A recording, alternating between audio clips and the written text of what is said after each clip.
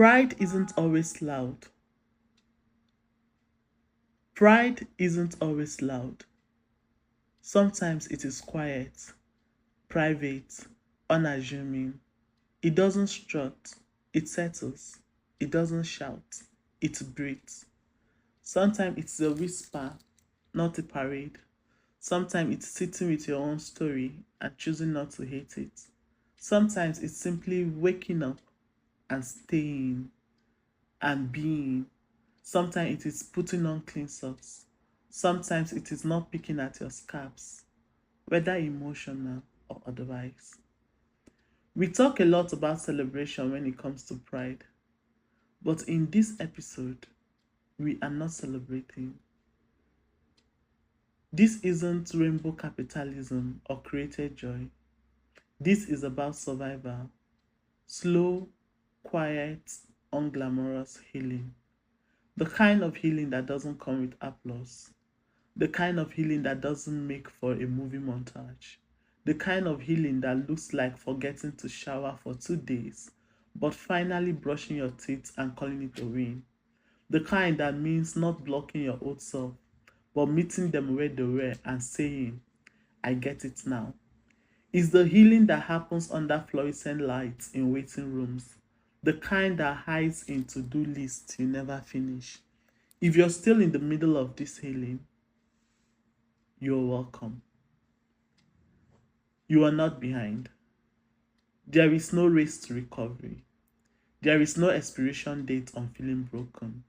There is no prize for being the fastest to move on. And there is no gold medal for pretending everything is fine.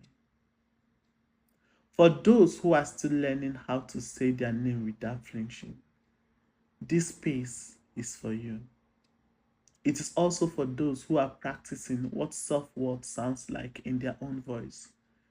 For those whose journey isn't over because it was never linear to begin with. For those who have healed in spirals, not in straight lines.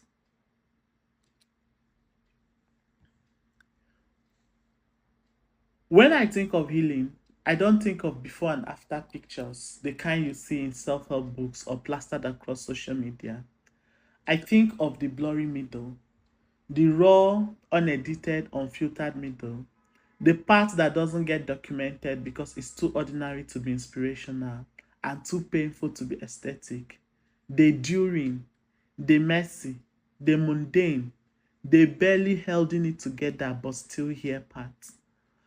I think of the day I sat on the floor of my apartment, surrounded by half-eaten snacks, yesterday's clothes, day before yesterday's clothes, and laundry I couldn't even bring myself to fold. I hadn't spoken to anyone in 3 days except to say thank you to the delivery riders. The air was still, my phone was silent, and I whispered to myself, you are still here. And to me, that counts. Not because it felt profound, but because it was the only truth I had energy for. It wasn't a moment of breakthrough. There was no music in the background, no tidy quotes to share on Instagram. To me, it was a moment of endurance, of choosing to stay in my body when everything in me wanted to disappear. It was a fragile kind of grace, the kind that says, this isn't pretty, but it's still real, and I'm still real in it. I think about the friend who texted me when I was too ashamed to reach out, when even typing hi felt like too much. They didn't they didn't ask what was wrong. They didn't try to fix it. They didn't wrap my pain in silver linings. They just said, I love you. That was it. And somehow that was enough. Enough to remind me that presence can be a kind of medicine. That being witnessed, even silently, is sometimes the difference between making it and not. Healing isn't always dramatic. Sometimes it's having dry cereal at 2 a.m. because you couldn't eat all week, but your body finally said, feed me.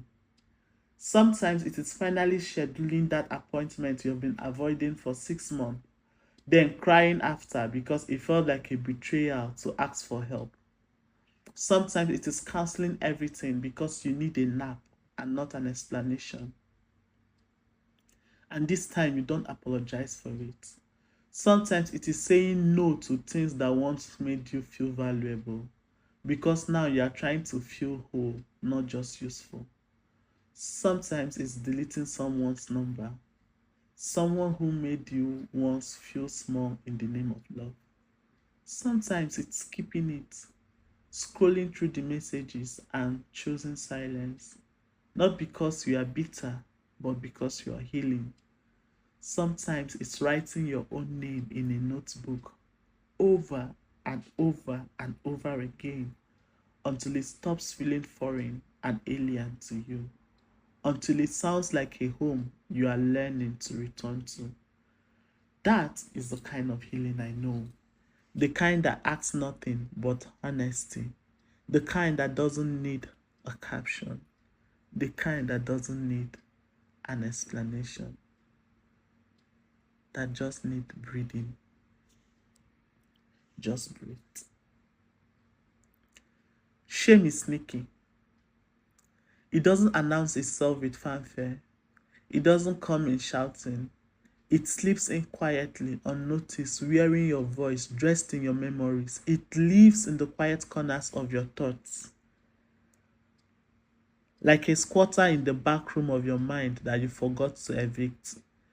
It shows up when you are almost proud of yourself, just about to smile, and then it reminds you of all the things you didn't do, all the things you should have done sooner, better, quieter. It sounds like your own voice saying, I should be better by now. But it's not your choice. It's something you internalize and called your own. Shame lashes onto moments of joy and whispers that you don't deserve them, that your joy is borrowed, unconditional, temporary, that your wins only count if you suffer first, that rest is lazy, that softness is weakness, that grief should be hidden if you want to be loved. Shame thrives in silence. It grows in isolation. It loves unspoken pain. It turns every small step into an indictment. But pride, even the smallest seed of it, disrupts that cycle. Pride says, wait, no, I belong here, even in this mess, even when I'm not sure. Pride, on the other hand, doesn't need to be noisy, but it does need to be honest. It's not about shouting into crowds. Sometimes it's about whispering to yourself and finally believing that you said what you said. It's about saying, I love who I am becoming, even when you are still becoming. It is not performance, it's permission. This is pride in soft moments, pride in survival, pride in choosing not to disappear, pride in calling a friend instead of shutting down, pride in taking the meds, in setting the boundary, in saying no, not this time. Pride in knowing that being here in this moment, in this breath, is already enough, even if it's messy, especially because it's messy.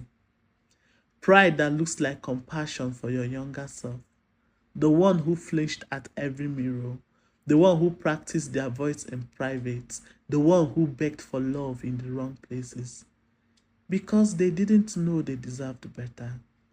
Pride that doesn't require an audience, because sometimes the person who most needs to see your healing, it's you. But I want to gently guide you into thinking about what healing really looks like when no one is watching.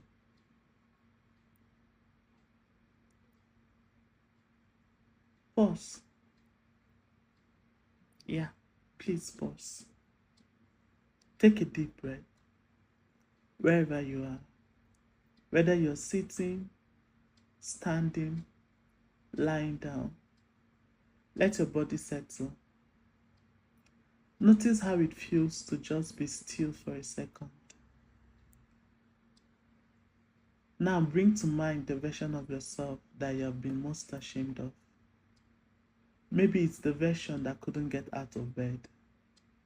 Maybe it's the one that kept going back to something harmful, or the one who couldn't speak their truth, or the one who broke down in public. Whatever comes up, just sit with it.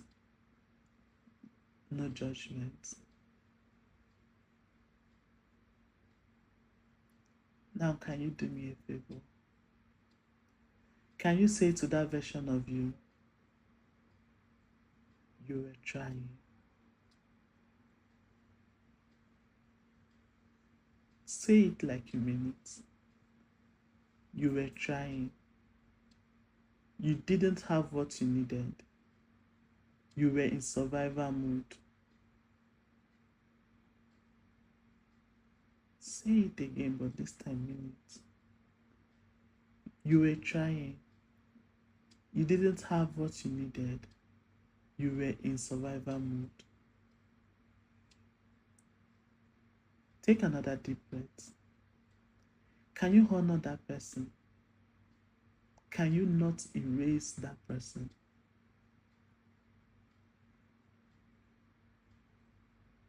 How do you feel?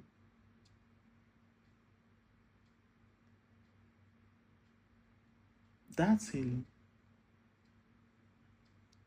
Healing is the part that doesn't get shared. The nights we have that end in silence. The mornings that begin with doubt. The meals you skipped. The steps you retraced.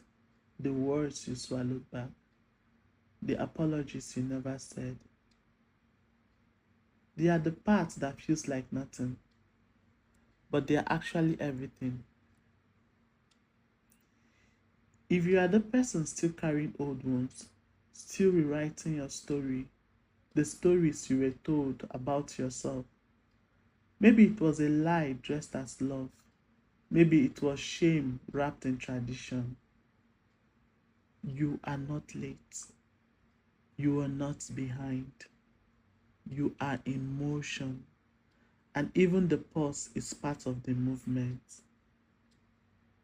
Yes, you were not wrong. You were not weak. You are not wrong. And you are not weak. You are responding to a world that didn't always make space for your wholeness.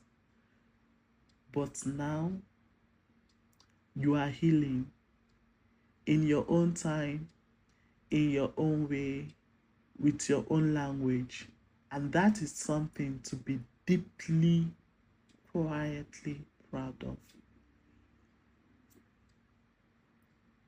Your existence, especially in its tenderest, most unsure form, is an act of resistance. It's not loud. It doesn't need to be. Sometimes staying alive with a soft heart is the most radical thing you can do. You don't need to be whole to be worthy. Wholeness is a myth anyway. I mean, just take a look at us. We are all patchwork in progress, always unraveling, always restitching, every day, every minute, every second. So you don't need to be cheerful to be loved. Your sadness is not a stain. It is not something you need to hide or fix.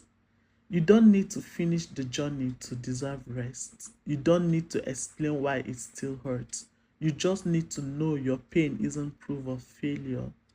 It is a record of survival, a living archive of everything you have moved through, everything you have learned to carry with tenderness.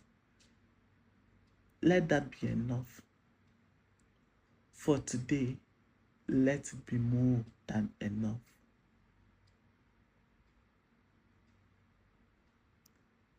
Next time on When We Unite, we talk about allyship.